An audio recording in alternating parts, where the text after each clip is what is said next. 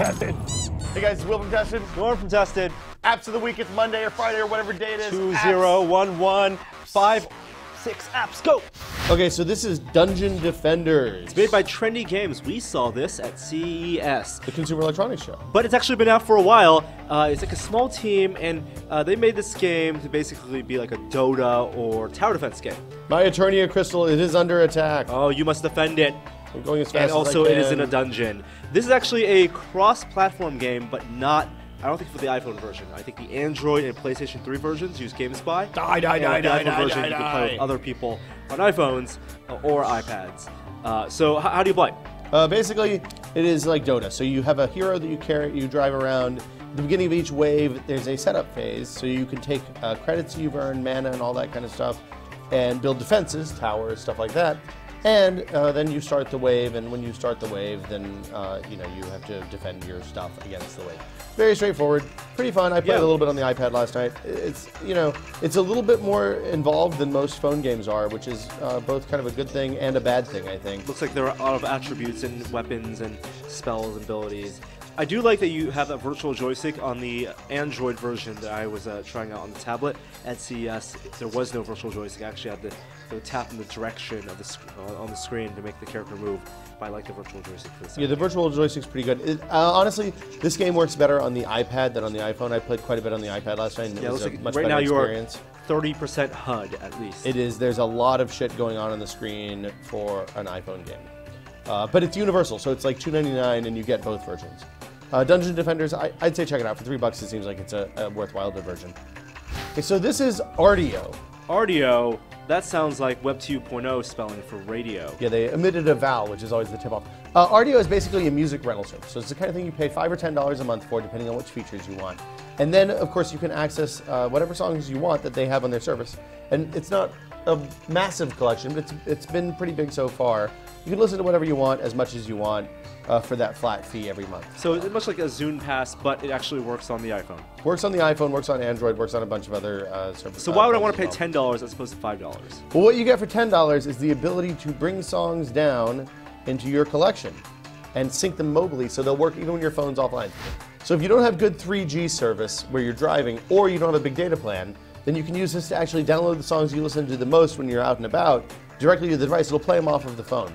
Just super duper handy, and something that a lot of other kind of music rental services like Pandora or Last.fm don't do. When I'm in the subway, I can't use Pandora because there is no reception. Exactly. The other thing that Rdio does is you have a friends queue, so you can see what your friends are listening to. I only have one friend right now who's active on this because I haven't gone through and added a bunch of friends. Here comes the social. But yeah, this is why the A is gone.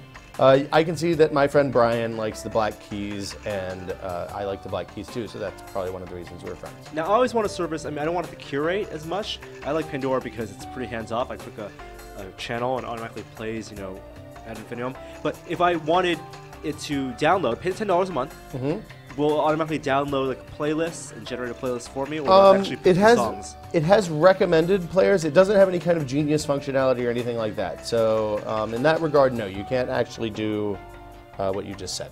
Okay, so it's pretty much, if you know what you're looking for, if there's an album you want to listen to, you can click it, download it, and fill up your iPod hard drive with it, your iPhone hard drive with it, flash drive with it, and listen to it. I'm using this instead of eMusic. So we talked about a bunch of podcasting apps a few weeks ago. After much recommendation from the community, I tried Podcaster. I tried it before. I didn't like it at all. I gave it a second shot. It's pretty awesome. Basically, you tell this what kind of podcast you want to listen to.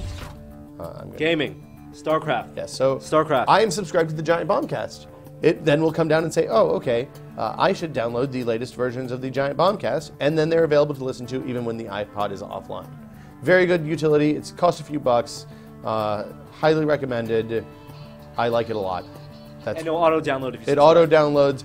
You have to launch the app in order for the auto-download to start, but then it seems like the downloads will continue in the background once you've kind of launched it the first time between phone reboots. And unlike iTunes, you can download big files over 3G. It won't say, this file is too big, you must be on Wi-Fi. I have not seen that error message yet. Awesome. Although the best use of this device, this software is, of course, to download things when you're on the fast connection so that it doesn't take 3 hours to download a Smodcast. The next app is Instagram. Oh, Hipstergram. You just said that a minute ago when nobody was listening and the camera was off. Hipstergram. It is a photo sharing service. It also has some janky filter stuff you can do. Well, we're aimed at a black surface right now, so this isn't going to do much. But when you take a photo, it gives you the opportunity to put a whole bunch of horrifying filters on them before sharing them with your friends in social networks like Twitter, Facebook, and Flickr. It's not black, man. It's obsidian. I only am sharing with Twitter. You can tell people where you are, what you're doing. If you don't want to have location awareness on your tweets, which I do not for a number of reasons, it's a very useful service. And you can also see what your friends are doing. And apparently all photos are Polaroids. Well, all photos are Polaroids. One thing that turned the corner, I used to not like Instagram. I'm going to go ahead and get that out of the way. Once I realized you could also save the original aspect ratio and unfiltered janky ass pictures, I realized it was pretty cool. So you can see, you know, all the kind of stuff. Oh, look, there's a picture taken by me of Anna, Joey, and Norm. Joey looks like he's been kidnapped. Instagram. Okay, so Momento is a journaling app. I'm going to hide my secret passcode here. 1111. Damn it. 4444. What it does is it mines your social feeds. It's looking at my Twitter feed here to see things that you might be interested in. Then you can use that as the kind of prompting cue to keep a journal. So, for example, I wrote on Monday, the 10th of January, so tired but about to see some awesome stuff. A bunch of people responded, and I added a note in here somewhere, if I can find it. Keep going. Wow, I tweet a lot. I added a note.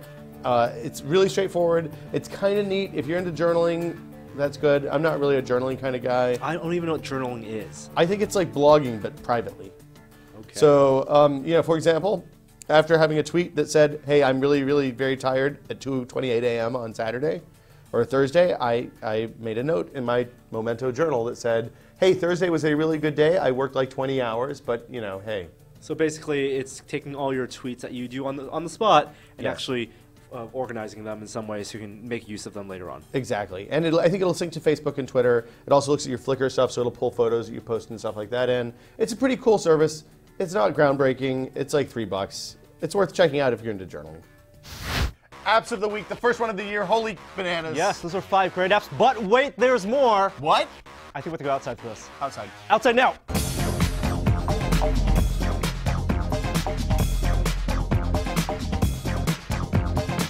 Oh, it's so bright. God, it's so bright. Why are we outside? I was not meant to be. Quick, show the app. This is 360 Panorama. It lets you take 360 panoramas by spinning the camera around. Watch. I'm panoramizing. Norm is there. Don't move. Whoa. So the app is stitching a panorama in real time. Hold on. Oh, it doesn't quite line up right.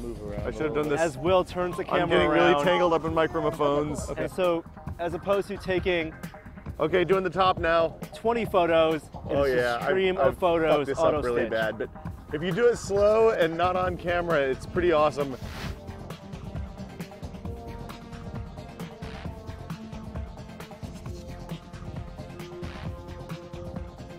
Outside apps? What? Amazing. Amazing. All 6 of those. Yes. Download them now. New year for apps. Yeah. It's Yep. starting over from the beginning. Android, iPhone, Windows Phone 7. Yeah. Maybe in Mac apps. No. No. No. Goodbye.